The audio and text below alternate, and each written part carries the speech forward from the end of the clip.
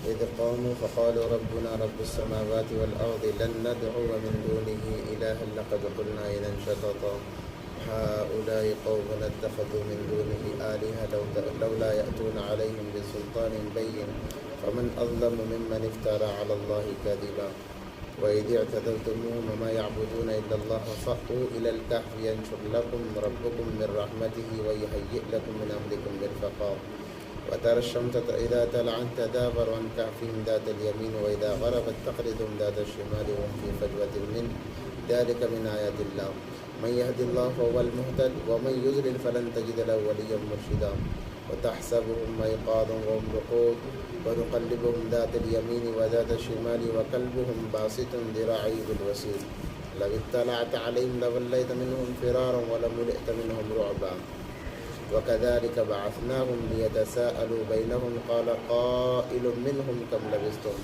قالوا لبثنا يوما أو بعد يوم قالوا ربكم أعلم بما لبثتم فبعثوا أحدكم بورقكم هذه إلى المدينة فلينظر أيها أزكى طعاما فليأتكم برزق منه وليتلطف ولا يشعرن بكم أحدا إنهم إن يظهروا عليكم يرجموكم أو يعيدوكم في ملتهم ولن تفلحوا إذا أبدا وكذلك أعثرنا عليهم ليعلموا أن وعد الله حق وأن الساعة لا ريب فيها إذ يتنازعون بينهم أمرهم فقالوا ابنوا عليهم بنيانا ربهم أعلم بهم قال الذين غلبوا على أمرهم لنتخذن عليهم مسجدا صدق اللہ العظیم۔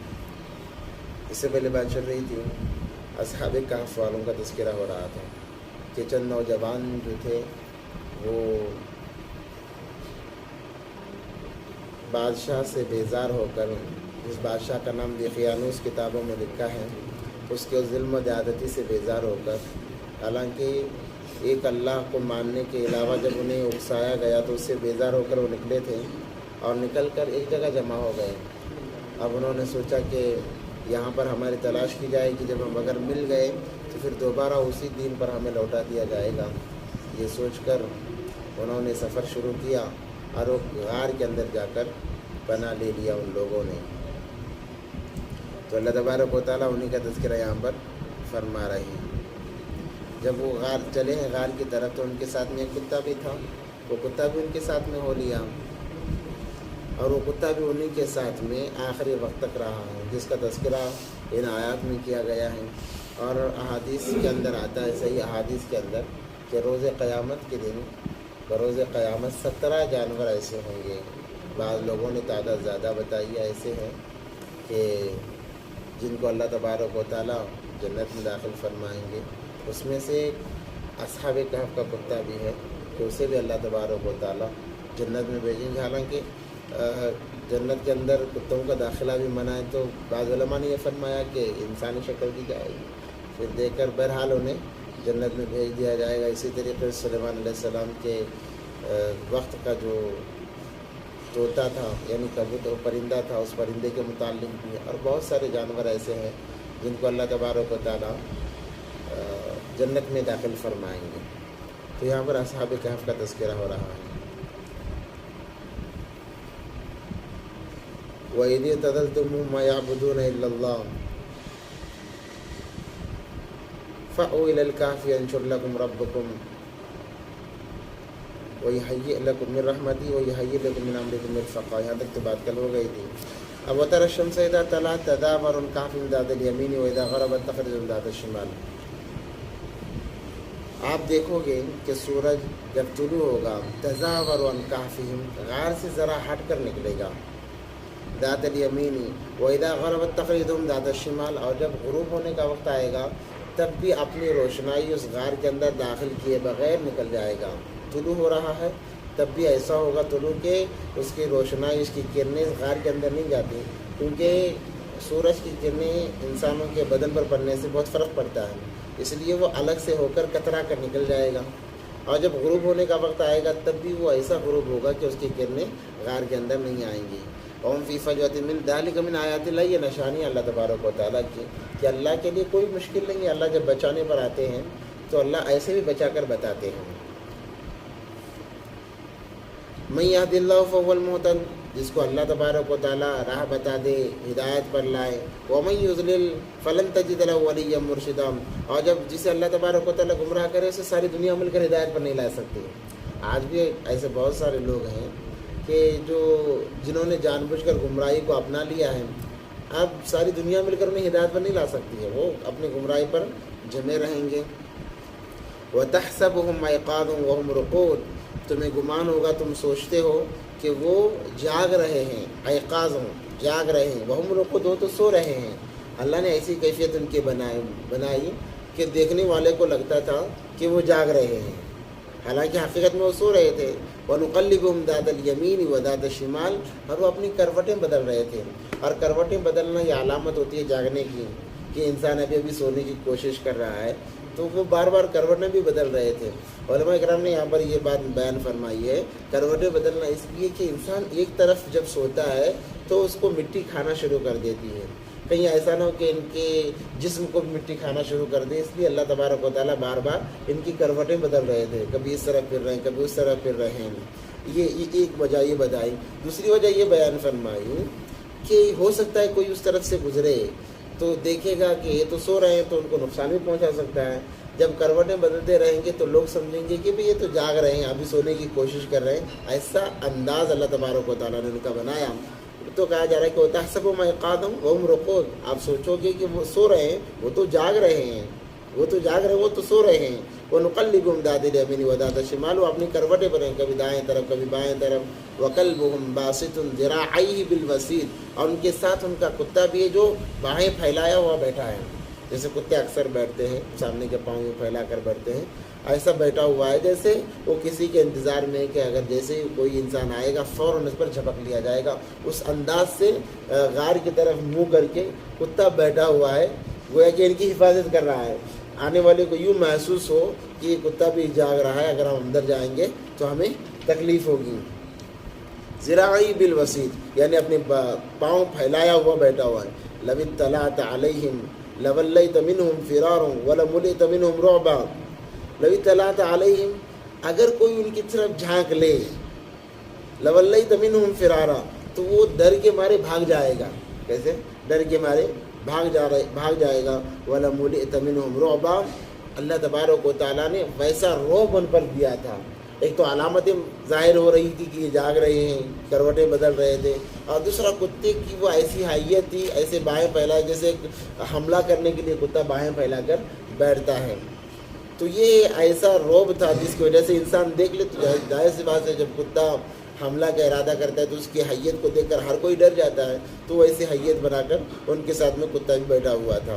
وَكَلْبُهُمْ بَاسِطٌ ذِرَاعَيْهِ بِالْوَسِيدِ، اسے ایک دعا بھی یہ نکالتے ہیں کہ جب کتا بھونکے، زیادہ تر انسان پر کتا بھونکے تو اس دعا کو پڑھ لینے سے کتا بھونکنا بند کر دیتا ہے، اور یہ تجربے والا عمل ہے، جب بھی کتا پریشان کرے تو اس دعا کا اہتمام کرنا چاہیے۔ وَكَذَلِكَ بَعَثْنَاهُمْ لِيَتَسَاءَلُوا بَيْنَهُمْ، اور اسی طرح ہم نے ان کو جگایا، بعثنا کہتے ہیں جگانے کو، وَكَذَلِكَ بَعَثْنَاهُمْ لِيَتَسَاءَلُوا بَيْنَهُمْ، اور اسی طرح ہم نے ان کو جگایا تاکہ وہ ایک دوسرے سے سوال کریں، آپس میں سوال کرنے لگیں، سوال کریں۔ قَالَ قَائِلٌ مِّنْهُمْ، اس میں سے ایک نے کہا، کم لبثتم، کتنا سوئے ہم لوگ۔ جب 4-5 لوگ ہوتے ہیں تو اٹھنے کے بعد بات ہوتی ہے، تو ان میں سے ایک نے کہا کم لبثتم، ہم کتنا سوئے۔ قالوا، ایک نے کہا لبثنا یوما او بعض یوم، ایک نے کہا کہ ایک دن یا آدھا دن، بس ایک یا آدھا دن ہم سوئے ہیں، زیادہ نہیں سوئے ہیں۔ لبثنا یوما او بعض یوم، قالوا ربکم اعلم بکم، کہنے لگے کہ تمہارا رب خوب جانتا ہے، کم بما لبثتم، تم کتنے دن سوئے ہیں یہاں پر۔ ان کو تو یہ کہ آدھا دن لگ رہا تھا، بس یہ کہ آدھا دن کا معاملہ لگ رہا تھا، مگر یہ تو بڑا لمبا عرصہ سوئے ہیں۔ تو فرما رہے ہیں کہ اللہ بہتر جانتے ہیں۔ قال ربکم اعلم، قالوا ربکم اعلم بما لبثتم، اللہ بہتر جانتا ہے کہ تم کتنی دیر وہاں پر سوئے۔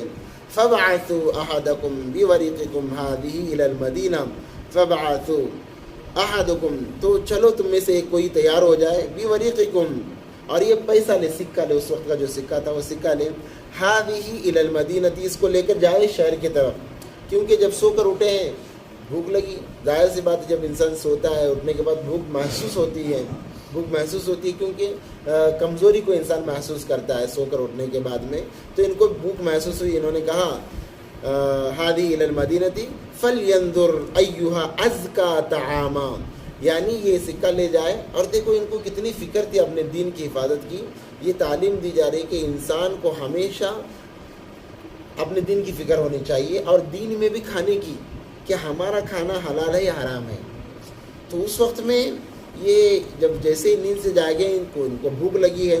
جب بھوک لگی تو انہوں نے کہا کہ یہ سکے لے، جو ان کے پاس سکے تھے، کہا کہ سکے لے کر جاؤ، اور کہا فلینظر، دیکھو تاکید کے ساتھ میں، ایھا ازکا، کہ کون سا کھانا پاکیزہ ہے، کون سا کھانا پاکیزہ. ایسا نہیں کہ بھوک کے مارے جو ملے وہ لے کر آ لیا اور کھا لیا، ایسا نہیں ہے.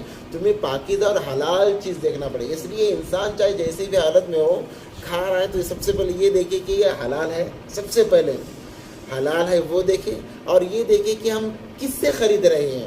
علماء تو آج اس وقت میں چونکہ ایمان کے اوپر بہت زیادہ حملہ کیا جا رہا ہے، اس وقت میں علماء کا یہ کہنا ہے کہ آپ غیر مسلموں کے دکانوں سے کھانے کی چیزیں بھی نہ خریدو، کیونکہ ان کے بے ایمانی کا اثر کھانے کے ذریعے سے تمہارے اندر منتقل ہو جائے گا.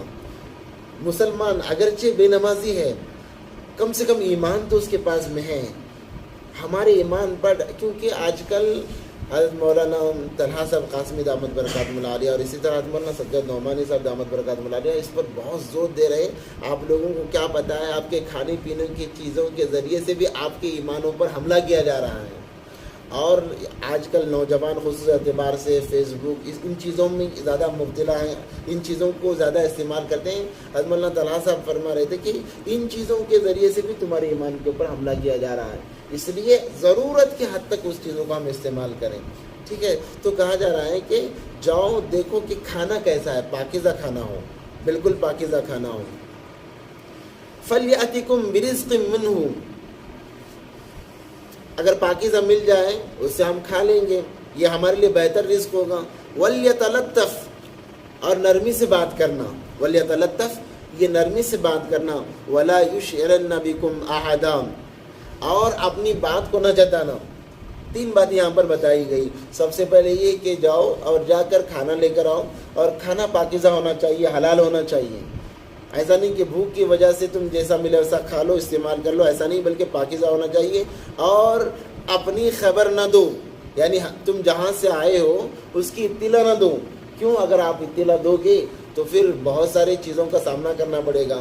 اس سے یہاں پر یہ بات بھی فرمائی جاتی ہے کہ ایسے ممالک جہاں پر اکثریت غیر مسلموں کی ہے، وہاں پر اپنے آپ کو ظاہر کرنے سے پرہیز کرنا چاہیے. کیوں؟ ہم وہاں پر اکیلے ہوتے ہیں. اگر ہم اپنے آپ کو ظاہر کریں گے، اپنے ایمان کو سر عام ظاہر کریں گے، مثال کے طور پر پلیٹ فارم پر نماز پڑھنے کھڑے ہو گئے، تو وہ ایک لوگوں کو عجیب لگے گا اور ہو سکتا ہے کہ آپ کو تکلیف پہنچائے. اس لیے پہلے حالات کو ہم جانچ لیں کہ کیا ہمارے ایمان کو ظاہر کرنے کی وجہ سے ہم پر کوئی حالات آ سکتے ہیں. دین اس کی تاکید کے ساتھ میں اس کو وضاحت کرتا ہے کہ انسان کے لیے یہ اجازت نہیں کہ وہ اپنے آپ کو مصیبت میں ڈالیں. عذر کے بنا پر کہا کہ نماز کو بعد میں قضا کر کے ادا کر لو، کوئی مسئلہ نہیں ہے، مگر کسی وجہ سے ہم پر حالات نہ آئیں، اس کا خاص خیال رکھنا چاہیے. تو یہ بتایا جا رہا ہے کہ اپنے آپ کو ظاہر نہ کرنا کہ تم یہاں سے جا رہے ہو. کیوں؟ اگر آپ ظاہر کرو گے تو لوگ ہمارے انتظار میں ہیں. وہ یہ سوچ رہے تھے کہ ہم آدمی سوئے ہوئے تھے، یہ کہ آدھا دن ہم سوئے ہیں، اور اب جب جائیں گے لوگ ہمیں تلاش کر رہے ہوں گے. جب پتہ چلے گا ہم ہی وہ لوگ ہیں تو پھر لوگ ہمیں پکڑ لیں گے، پکڑ کے پھر دوبارہ اپنے پرانے دین پر ہمیں لانے کی کوشش کریں گے زبردستی کے ذریعے سے، جو کہ ہم نہیں چاہتے. اس لیے کہا کہ اپنے آپ کو ظاہر نہ کرنا. انہم ان یظہروا علیکم یرجموکم او یعیدوکم فی ملتہم ولن تفلحوا اذا ابدا. وہی کہا جا رہا ہے کہ اگر ہماری خبر وہ لوگ پا لیں گے تو ہمیں رجم کریں گے، یعنی پتھروں سے مار کر ہمیں مار دیں گے. او یعیدوکم فی ملتہم، اور ہمیں لوٹا لیں گے اپنے مذہب پر، پرانے مذہب پر ہمیں لوٹا لیں گے. ولن تفلحوا اذا ابدا، تب تو ہمارا کوئی بھلا نہیں ہوگا، تب تو ہمارے لیے کوئی فائدہ نہیں ہوگا. اس لیے تاکید کے ساتھ میں یہ کہی جا رہی ہے کہ اپنی بات کو، اپنی شناخت کو چھپانا. وَكَذَلِكَ عَثَرْنَا عَلَيْهِمْ لِيَعْلَمُوا أَنَّ وَعْدَ اللَّهِ حَقٌّ وَأَنَّ السَّاعَةَ لَا رَيْبَ فِيهَا. اور اسی طرح ہوا، خبر ظاہر کر دیا ہم نے، لِيَعْلَمُوا، تاکہ جان لے، أَنَّ وَعْدَ اللَّهِ حَقٌّ، کہ اللہ کا وعدہ حق ہے. اس لیے اللہ نے یہ معاملہ اس لیے کیا کہ اس وقت کے، یعنی 300 سال تو یہ سو گئے تھے، بادشاہ مر گیا، سب تمام لوگ ختم ہو گئے. اب جب جاگے ہیں تو ماحول ایمانی ماحول تھا، اس وقت کا بادشاہ مسلمان تھا، وہ ایمان والا تھا، مگر ایک پادری نے قیامت کا انکار کر دیا کہ مرنے کے بعد کوئی زندہ ہوتا ہی نہیں ہے، قیامت کا اس نے انکار کر دیا تھا۔ اب لوگ کشمکش میں تھے کہ ہر بڑے کے پیچھے ایک بہت بڑا طبقہ ہوتا ہے، ہر بڑے انسان کے پیچھے ایک بہت بڑا طبقہ ہوتا ہے، تو اس کے پیچھے بھی بہت بڑا طبقہ تھا جو منتشر تھا، فیصلہ کر نہیں پا رہا تھا کہ کون سی بات صحیح ہے، تو لوگ فتنے میں مبتلا ہو رہے تھے۔ تو اللہ تبارک و تعالیٰ نے اس وقت میں ان نوجوانوں کو جگایا تاکہ بتائیں کہ میرا وعدہ حق ہے کہ میں اس پر قدرت رکھتا ہوں کہ مرنے کے بعد دوبارہ زندہ کروں۔ وَأَنَّ السَّاعَةَ لَا رَيْبَ فِيهَا، اور موت میں کوئی شک نہیں ہے، موت میں کوئی شک نہیں ہے۔ إِذْ يَتَنَازَعُونَ بَيْنَهُمْ أَمْرَهُمْ فَقَالُوا ابْنُوا عَلَيْهِمْ بُنْيَانًا۔ إِذْ يَتَنَازَعُونَ بَيْنَهُمْ أَمْرَهُمْ، جب جھگڑا ہو رہا تھا آپس میں اپنی بات پر، یعنی قیامت کے انکار پر جب جھگڑا ہو رہا تھا، فَقَالُوا ابْنُوا عَلَيْهِمْ بُنْيَانًا، پھر کہنے لگے ان لوگوں کو اللہ تبارک و تعالیٰ نے بھیج دیا۔ ہوا یہ معاملہ کہ جب یہ لوگ چلے گئے، یہ ایک آدمی گیا کھانا خریدنے کے لیے، تو اس نے 300 سال پہلے کے پرانے سکے دیے۔ اب جیسے ہی وہ سکے دیے تو وہ تو دکاندار تو پریشان ہو گیا، اور لوگوں کے اندر ایک ہلچل بھی تھی، اس لیے ہلچل تھی کہ بادشاہ نے لوگوں کو تلاش کیا۔ جب یہ نوجوان نہیں ملے تو اس نے ایک تختی بنائی، سنہری تختی بنائی، اور 7 یا 8 جتنے بھی نام ہیں، اکثر مفسرین 7 نام گردانتے ہیں، بعض 8 گردانتے ہیں، جتنے بھی ہیں ان کے تمام کے نام لکھے اور اپنے شاہی دربار میں لگا دیا کہ یہ لوگ بغاوت کر کے گئے ہیں، کیونکہ اس کے بعد میرے بعد بھی اگر کوئی بادشاہ آئے، اس وقت میں بھی یہ لوگ آئیں تو ان کو سزا دی جائے۔ وہ قانون ویسے ہی چلتا تھا راجا مہاراجوں کا، بادشاہوں کا، کہ ایک قانون اگر کوئی باقی رہتا تھا تو دوسرا بادشاہ اس کو اپناتا تھا۔ تو یہ تختی اس نے لگا دی تھی، اور یہ تختی ویسے ہی چلتے چلتے ان کے میوزیم میں چلے گئی کہ یہ لوگ غائب ہو گئے، اچانک غائب ہو گئے، کہاں گئے کسی کو کچھ پتہ نہیں ہے۔ تو لوگوں کے دلوں کے اندر یہ باتیں تھیں کہ اتنے لوگ غائب ہیں، کہاں ہے معلوم نہیں ہے۔ اور جیسے ہی دکاندار نے 300 سال پرانا سکہ دیکھا تو وہ پریشان ہو گیا کہ یہ تو 300 سال پرانا سکہ ہے، یہ کیسے چلے گا۔ تو اس نے آپس میں دوسرے دکاندار کو بات کی، یہ بات چلتے چلتے چلتے چلتے یہ تو کھانا لے کر ان سے پوچھا سب سے پہلے لوگوں نے کہ تم کہاں ہو؟ کہا کہ ہم یہاں پر آرام کر رہے تھے۔ تو لوگ پریشان ہو گئے کہ 300 سال پرانا سکہ لے کر آ رہا ہے کہ آرام کر رہے تھے، ایسا کیسے ہو سکتا ہے؟ تو ایک ہلچل مچی، بات چلتے چلتے وقت کے بادشاہ کے پاس یہ بات پہنچی۔ جب بادشاہ نے اس سکے کو دیکھا اور اسے موازنہ کیا تو یہ وہی لوگ نکلے جو 300 سال پہلے غائب ہو گئے تھے۔ تو بادشاہ نے کہا کہ چلو ہم بھی وہاں پر چلتے ہیں۔ تو تمام کے تمام لوگ آئے اس غار کے پاس میں۔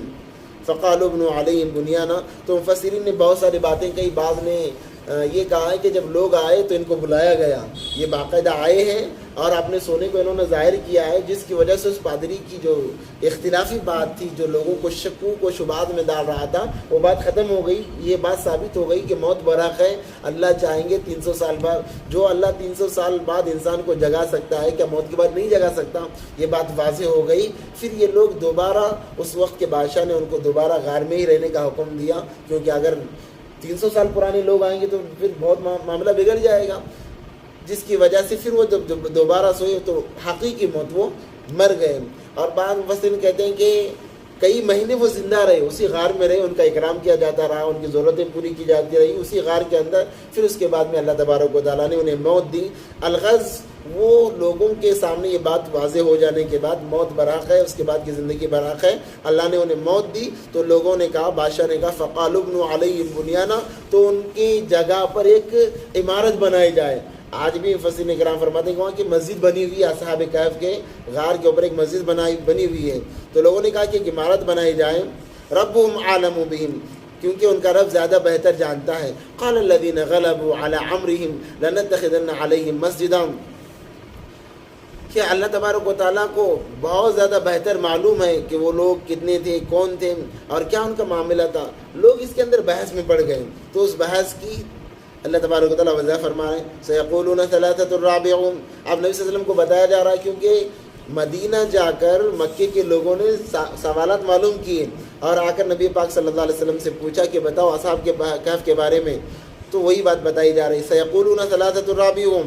جب نبی صلی اللہ علیہ وسلم نے یہ صورت نازل کی، بتا دیا، تو لوگ کہنے لگے ثلاثۃ الرابعہم، وہ 4 لوگ تھے، کلبہم، اور 5واں ان کا کتا تھا، ویقولون خمسۃ سادسہم، اور بعض لوگ کہنے لگے کہ وہ 5 لوگ تھے، کلبہم 6واں ان کا کتا تھا، رجمم بالغیب، یعنی بدون نشانہ، انہیں کوئی بات معلوم نہیں تھی، بس اب نبی صلی اللہ علیہ وسلم نے قرآن کے ذریعے سے بتا دیا، ان کی بات کا جواب دے دیا، یہ لوگ تعداد کے اختلاف میں پڑ گئے، تعداد کے، اور حالانکہ ان کو ایمان لانا تھا، کیونکہ مکے والوں نے، مکے کے یہودی علماء نے بتایا تھا یہ 3 باتوں کا جواب دے دیں تو سمجھ لو کہ وہ نبی برحق ہے، ان کی بات مانو۔ اب جب یہ آئے اور نبی صلی اللہ علیہ وسلم نے 3 باتوں کا جواب دے دیا تو انہیں ایمان لانا تھا، اس کے باوجود یہ تعداد میں پڑ گئے اور اختلاف کرنے لگے۔ وَيَقُولُونَ سَبْعَةٌ وَثَامِنُهُمْ كَلْبُهُمْ، اور بات کہنے لگی کہ وہ 7 تھے، 8واں کا کتا تھا، قُلْ رَبِّي، آپ کہہ دیجئے، أَعْلَمُ بِعِدَّتِهِمْ مَا يَعْلَمُونَ، میرا رب بہتر جانتا ہے کتنی تعداد تھی، الا قلیل، زیادہ تھی یا تھوڑی تھی، فلا تمار فیہم الا مراء ظاہرا ولا تستفت فیہم منہم احدا، بہت تھوڑے لوگ اس کے اختلاف کے اندر پڑ گئے، ولا تستفت فیہم منہم احدا، سرسری جھگڑا اور تحقیق کیے بغیر ان کا حال، اور یہ ضروری بھی نہیں ہے کہ وہ لوگ کتنے تھے، 4 تھے، 5 تھے، یہ معنی نہیں رکھتا، معنی تو یہ رکھتا ہے کہ نبی صلی اللہ علیہ وسلم نے ان کی بات کا جواب دیا، اب تم ایمان لے آؤ، مگر اس کے باوجود یہ لوگ اختلاف میں پڑ گئے۔ وَلَا تَقُولَنَّ لِشَيْءٍ إِنِّي فَاعِلٌ ذَلِكَ غَدًا، اب نبی صلی اللہ علیہ وسلم کو تاکید کی جا رہی ہے، کیونکہ نبی پاک صلی اللہ علیہ وسلم کے بعد جب لوگ آ کر سوال کیے تھے روح کے متعلق، اصحاب کہف کے متعلق اور ذوالقرنین کے بارے میں، تو نبی صلی اللہ علیہ وسلم نے فرمایا میں کل بتاؤں گا، جس کی وجہ سے وحی کا سلسلہ بند ہو گیا، 15 دن یا مہینے بھر وحی کا سلسلہ ہی نہیں آیا، ہلچل ہو گئی مکے کے اندر کی یہ تو جھوٹے ہیں، انہیں تو کچھ پتہ ہی نہیں ہے، یہ کیسے نبی ہو سکتے ہیں؟ تو پھر نبی اللہ تبارک و تعالیٰ نے یہ صورت اتاری اور نبی صلی اللہ علیہ وسلم سے فرمایا وَلَا تَقُولَنَّ لِشَيْءٍ إِنِّي فَاعِلٌ ذَلِكَ غَدًا، آپ کل کے بارے میں ایسا نہ کہیں کہ میں کل بتاؤں گا، بلکہ آپ کہیں انشاءاللہ کل بتاؤں گا، انشاءاللہ کل بتاؤں گا۔ اس لیے یہ تعلیم ہے امت کے لیے کہ جو بھی چیز ہے اس کے اندر ہم دین کی طرف متوجہ ہو جائیں۔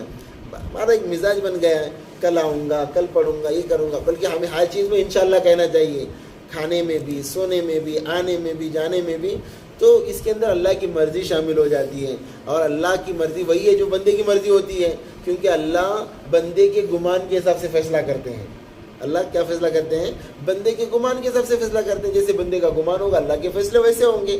جب انسان انشاءاللہ کہہ دیتا ہے تو اس بات کو اللہ کے حوالے کر دیتا ہے، تو اللہ تو بندوں کا بہتر ہی چاہتے ہیں، اس لیے انشاءاللہ کو ہمیں لازم پکڑنا چاہیے۔ دیکھیے نبی صلی اللہ علیہ وسلم نبی ہیں اور آخری نبی ہیں، کیا مقام نبی پاک علیہ الصلوۃ والسلام کا، مگر نبی صلی اللہ علیہ وسلم نے انشاءاللہ نہیں کہا، جس کی وجہ سے وحی کا سلسلہ رک گیا۔ اب اندازہ لگائیں وحی کا سلسلہ جب رک سکتا ہے تو پھر کیا نہیں ہو سکتا۔ اس لیے انسانوں کو چاہیے کہ اپنے ہر معاملے میں انشاءاللہ کو شامل کریں اور اپنی بات کو اللہ کے حوالے کریں، پھر اللہ تبارک و تعالیٰ ہمارا کام بنائیں گے۔ اللہ سے دعائیں اللہ ہم تمام کو ان باتوں پر عمل کی توفیق عطا فرمائے۔ وآخر دعوانا الحمدللہ رب العالمین۔